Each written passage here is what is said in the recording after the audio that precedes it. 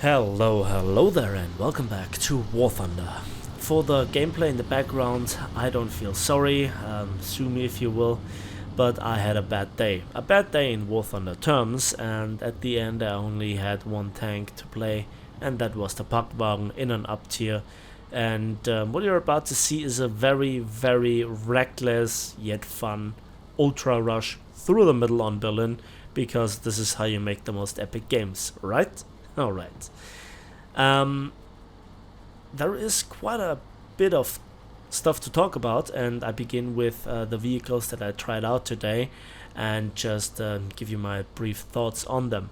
So I tried out at first the Tiger 2 SLA 16, the German diesel premium King Tiger, and it was, as expected, kind of a disaster. Always flanked, always up-tiered, always stupid city maps, never really a chance to make a play or play at long range. So eventually I just was disgusted and gave up. Point one. The second one was my very old favorite tank, the Chieftain Mach 3. And oh boy, has this tank fallen in favor of the meta. It's just way too slow, way too sluggish. You also get constantly up-tiered, at least that was my experience. And then you're playing with the Americans. And the Americans tend to do two things. Either they just simply die in their XM1s because it's all the noobs in the tank, or your team just crushes the enemy, and before you can reach the capture zone, the rest of your team is already spawn camping. And that is just disastrous. So Chieftain Mach 3, not a single good game was played that day. What else? The M247 Sergeant York for the Americans, the SPA. Since I had so much fun in the automatic, I thought, it would be just fair if I try out the American SPA with the little 40mm proximity fuses and radar, and it is confusing. Why does that tank have hull break despite having stronger hull armor? And, well, it is just a bit silly in my opinion. And the automatic also has the benefit of having a target-rich environment, so there is actually something in the air that you can shoot down. Although I have to say that now it's probably the better time to play the M247, because now the population of the American helicopter players has dropped, but then in contrast the German and Soviet helicopters seem to rise in terms of sheer numbers, especially from the beginning. And so, I thought I had more success than in a few days back. So this is how fast the meta changes. So that was the Sergeant York. The next thing that I tried to play was after the Ju-288, which became very soon very boring. I also tried out the Do 335 B2, the German premium one, as both a bomber hunter, where it's actually not too shabby, to be honest, and also the overall handling of the plane has improved, and in certain situations you really feel the speed, but it's tricky to get into. On the other hand, then I tried out if I can make that plane work as a ground attacker, and well, the rewards that you got were lousy. I lost every single game in the first place because it was one of those days where not even German teams could help me to constantly win despite trying my best efforts. And well, it is kind of a bit of a problem when it comes to the ground units, the equality. I think it is so much more difficult to kill an American medium tank, an AI unit in RRB that is, with the 30mm HWAP, which are very lousy in their accuracy and you need multiple hits and they are moving, compared to a pillbox that you can easily destroy with rockets, precision bomb drops, or then also with the 20mm from the Americans with the universal belt or the stock belt or the stealth belt, whatever. So yeah, that was very often where we lost just simply a game to 84 Sky Raider that was just rushing in and just killing all the pillboxes. And then they had such a massive point advantage that then the rest was, yeah, not good. Okay, but now let's talk about this game, and I want to talk you through my plan. Okay, this is Fields of Poland. I know, all the Poland memes, German tanker, successful game, yada yada yada. Stay with me, it will make sense. So this is Field of Poland, and A is now in the middle of the map on the southern side of the lake, and I want to go into the city. Now watch the speed on this paved road with this tank. Isn't it amazing? There you can see in the top left corner the cruise mode. I made a video about it, 3-minute guide, how to set up, how to do it, and how to train it. You might want to look it up, and if you do it right, you can reach those insanely high speeds to get into position where the enemy just doesn't simply expect you. So, and then I want to go into the sniper hill position, clean it up, and then support my team in killing some priority targets with well-aimed side shots. At least that is the plan. Let's see if it works out, if I actually have some decent aim, and boy is this thing fast. This is why I love the Pakwagen. Okay, so why the Pakwagen, why the up tier to 6.7? Well, I want to just simply demonstrate to myself over and over again how important mobility is. The Germans have powerful tank destroyers, powerful guns, and powerful heavy tanks, at least on paper, but in practice they just are in a meta and in a location where this can be easily countered. I'm not even talking here about CAS, bombs and such, but in particular the lack of mobility in a game mode where it's constantly about capture zones. And that is just a disadvantage. If you look through the nations, the Americans, the Soviets, the French in particular, then also the Italians as the newest nation, and then also Japan, they have quite some mobile tanks with decent guns at those battle ratings. The only two nations that actually lack this are the Germans and the British. I made multiple commentaries about it, so there is that. The problem with the Pakwagen here is that it is an event vehicle. It is rather rare, it's beloved, it's desired, and all that is for a decent reason, or for a good reason, because it's a really great tank in the hands of a capable player on the right map, with the enemy team just being completely oblivious and not fielding any light tanks of their own. Germany has at rank 4 not really some tanks that are very mobile. I actually exclude here the RE251 from the calculation, since it is a premium tank and not a cheap one at that. However, with the introduction of the Pakwagen oder das Sonderkraftfahrzeug 234-4, Gaijin made it impossible for this tank being introduced into the tech tree, the same one here with the high velocity 76mm anti-tank gun. And so, yeah, this tank will always be rare, which is a shame. So, I just looked here on the sniper hill and I saw two candidates. And there was one other American heavy tank and this T-34. The T-34 shot, he backed off, had an easy shot into this ammo rack, and so I dealt with him quite efficiently. The other one is confused. Where did the shot come from? Where is the aggressor? And so he retreats, he's confused, and I just have then a few moments to just check how it is.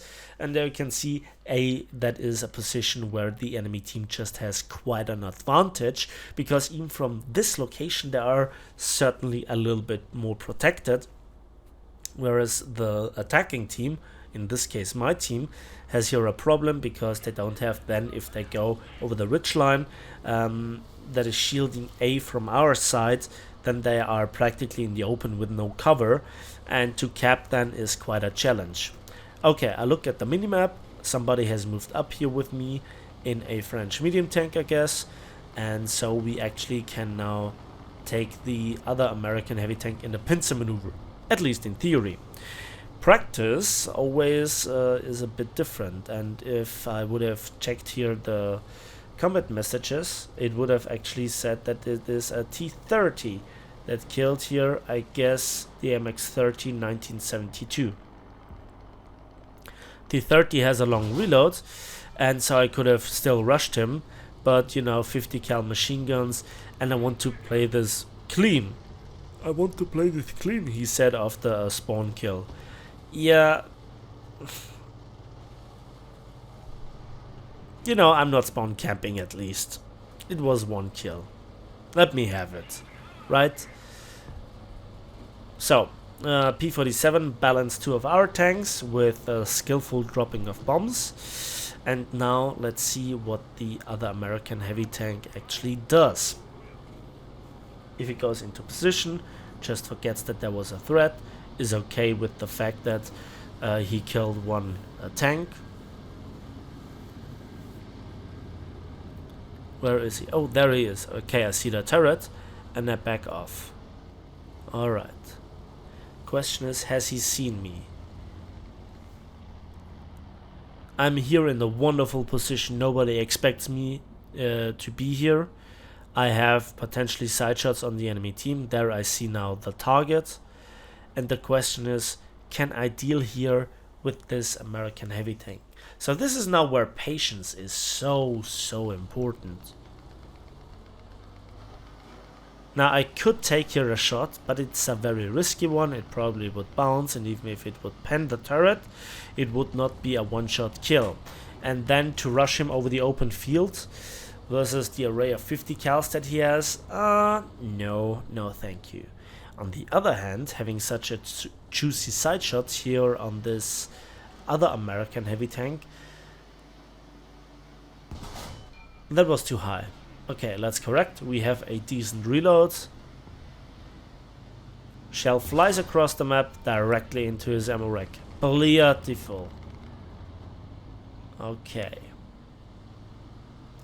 I think that was now a good support for my team, and now they're capturing the point. I mean, they did a good portion of their work by themselves, but I think to clean here the sniper spot and to also kill this one T-29 was certainly not bad. Alright, so there he is. He's looking my direction, I guess. So yeah, let's reposition. Let's get out of here. And what now? Okay, now there is another team member of mine. Now the question is, what should I do? There is some action going on. Nah, I must help him. This is a dug-in American heavy tank. You know, I don't want to try to dig him out at the end game and probably get killed. So I use here my teammate in the most efficient way. I let him play gun food. Yeah, very honorable, I know. Oh god, was it a relief to play this tank after all this trouble in the entire day. You know, I'm saying this because every one of us has a bad day from time to time, and it just happened to be me today, so hooray, I guess. And then I just check here the spawn. Somebody actually scouted the two tanks. That's interesting, and I cannot resist.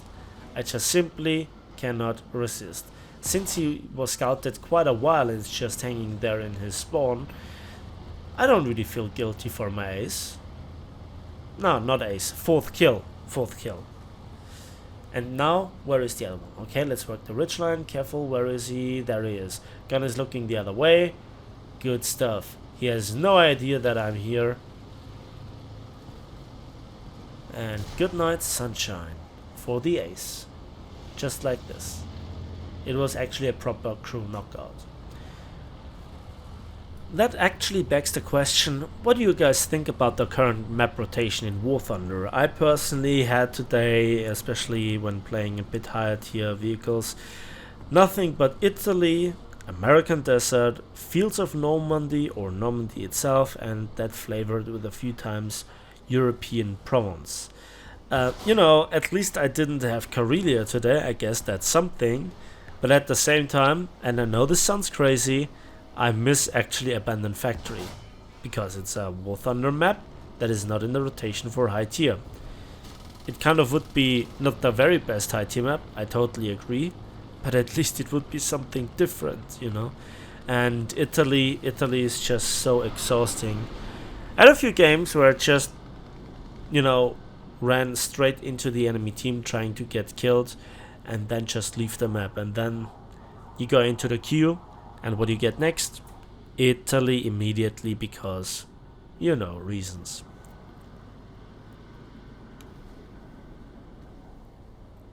So my tip here for when you are under stress, if you are just not okay with your progress of that day, you have to endure quite a few bad matches with constant up tiers, you waste your boosted and so forth, take a break.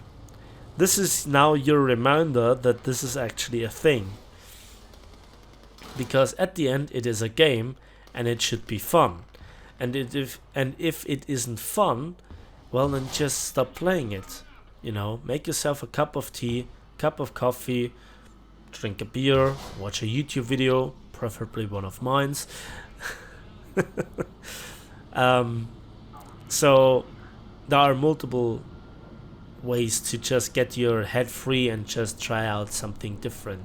Maybe walk on new paths in terms of playstyle, try out certain different things. Maybe it works. Maybe play chess with something that you know you always have fun in. No, not your i7. Okay. So, that is now roughly the end of the match. I think I played the tank to its strength, which I really like.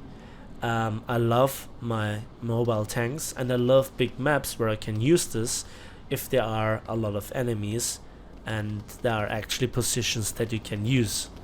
This is what I think is pretty nice.